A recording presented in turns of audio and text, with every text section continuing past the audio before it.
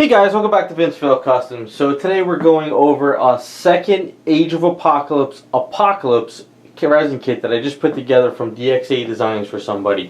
Now what they did is they asked me to do exactly like I did the other one because they absolutely loved it. So I said not a problem. So we changed up a few things here and there on the heads, but pretty much everything's the same. So more or less with this video, I kind of want to do a breakdown of how I put it together, so this way I can show them when they get it and show you guys how I came up with the idea and everything. So the camera's pretty far back, the cape's in the other room because I don't have a lot of room to lay it on the floor here, plus I want to be very careful with it, so we're going to kind of go over everything. So he's very, very large. I mean, it's a really big kit. You can see, like me just standing next to it, how big this thing is. So there's no way to make any kind of like pegging system underneath the feet, you know, with like pins and rods, because there's not enough meat going on there. It would come right through like each part of the base.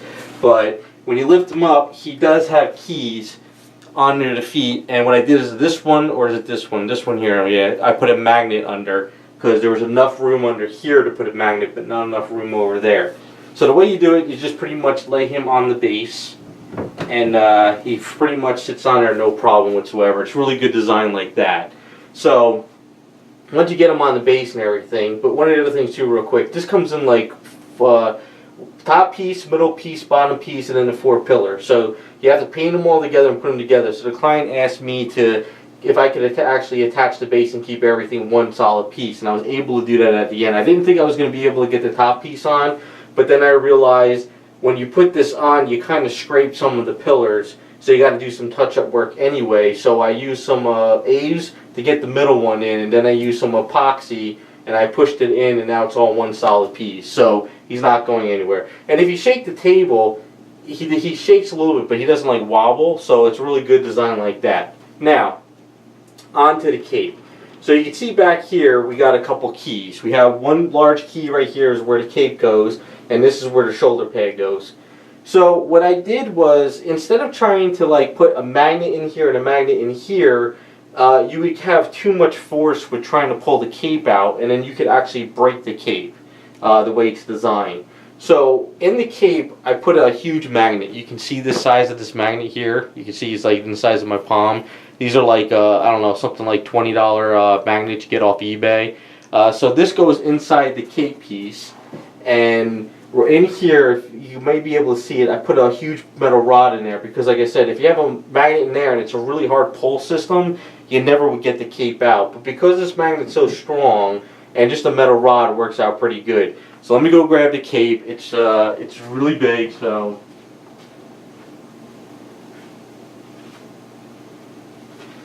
I like to keep everything separated because I don't want to do anything in here. So as you can see, here's the cape, and you might be able to see like right there is kind of where I did the magnet. So basically, just by putting the magnet in there and just sliding this over here, making sure we just do it at the right angle, it goes in no problem and it stays. So the cape stays on there no problem with just that magnet, and you don't have to worry.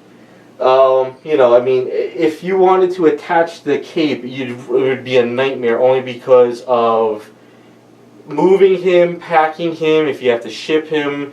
It's better this way, just to throw a huge magnet in there and it stays on no problem. Now that's the only magnet I did for up here, because if I try to do another magnet system over here, because this is so close with the shoulder pads, it would have never worked. And the heads, you know, so everything just kind of stays on him perfectly fine. You just want the cape to stay in.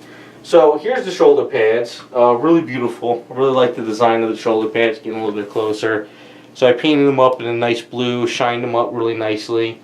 And these little pieces here and here are a misting of Alclad Chrome. I kind of buffed it up, and then I did a coating over that sealer. So it just gives a little bit of a different look to it. So basically all you do is you just kind of slide this right onto the back of his shoulder, you know, and it stays no problem. I mean, it's perfectly fine and there's no issues there. So as far as the heads go, like I said, there's no magnets in the heads, but you just put them in there and they fit perfectly fine. They're not going anywhere. So it's not like it's going to go wobble or anything like that. Now, as for the hands, this hand right here, I use, you know, same strong magnets, but you really don't need strong magnets up there because it stays on pretty well. But this one right here, I did use stronger magnets, you know, So because this hand is like so. But other than that, I mean, he's like I said, he stays together pretty well. Like if there's a wobbling effect, like turning him would cause issues. But the body is one piece, the body, and then these 2 feet with the boots are separated. So you have to actually attach the boots to go in. I attached them with a long metal rod and magic scope going in each one because I think it's just better. If you want to add magnets on there, then you're kind of risking any kind of wobble effect. So it's always better to kind of always like your kits, make the legs solid, and then you can make the arms and the hands interchangeable and stuff. But other than that, it's just another one of these large projects I had to get done before the end of the summer because I'm limited to time, in the weather-wise, to get all this stuff done. But like I said, it's painted up exactly like I did with the other one. I did do a kit review on this too, so I'll link that in the description.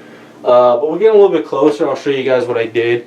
It's a really great sculpt. It's a really great kit.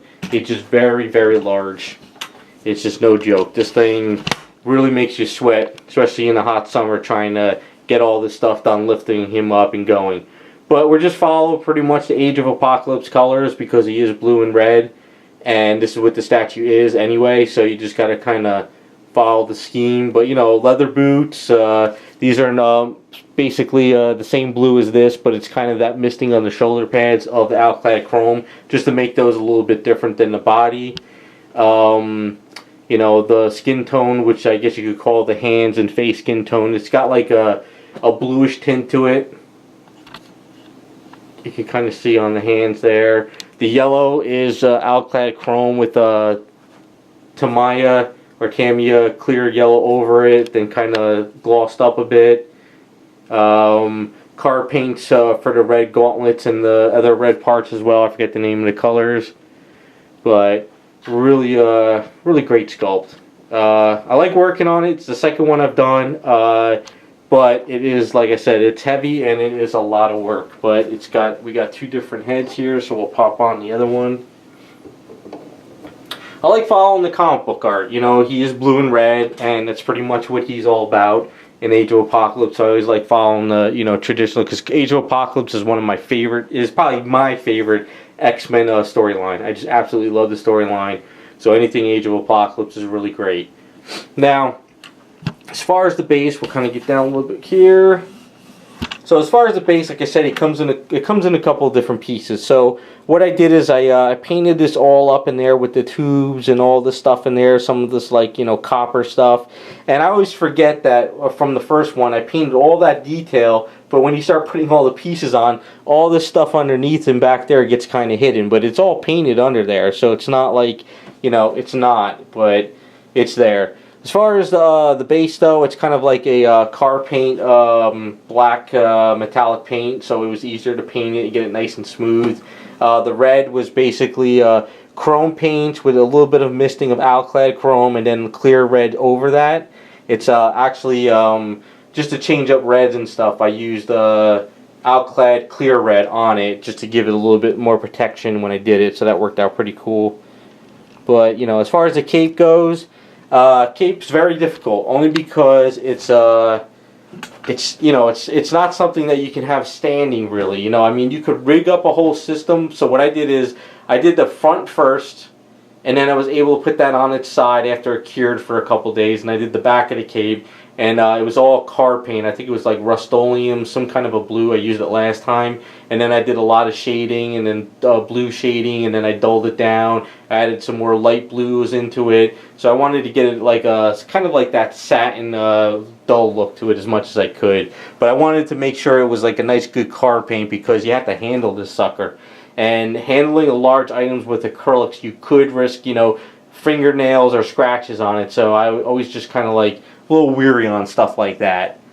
But other than that, I mean, it's just straightforward Apocalypse Kit. It's just a beast to get done, and I had to get them done by the end of the summer and in time for Jersey Fest so I could pass it off to somebody.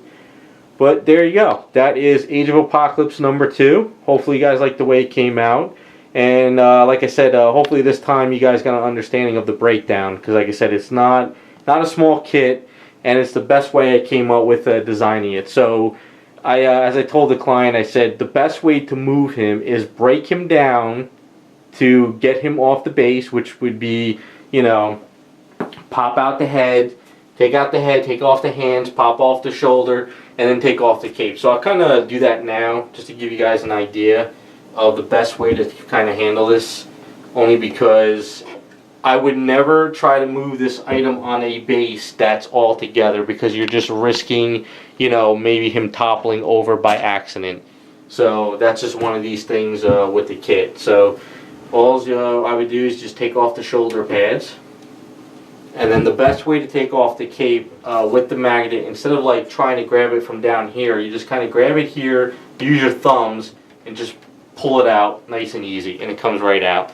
So that's pretty much the best way to handle this that I came up with.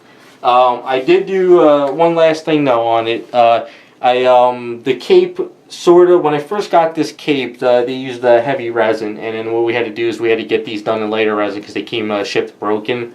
So there's a weak point here, and there's a little bit of a weak point over here because of where the key is. So what I did is, since this is kind of hitting in his back, I just filled this up with a lot of Magiscope just to secure it. So at least this is now secured if you hold it like this.